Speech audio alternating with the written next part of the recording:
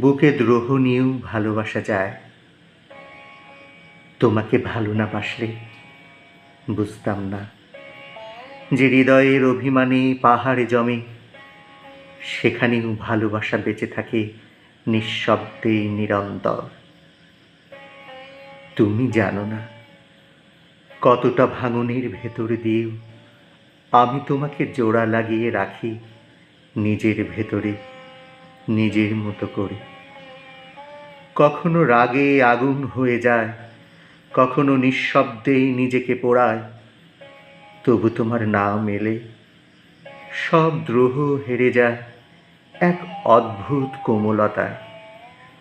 এ কেমন ভালোবাসা, যেখানে যুদ্ধ আছে পরাজয় নেই, যেখানে দূরত্ব আছে বিচ্ছেদ নেই।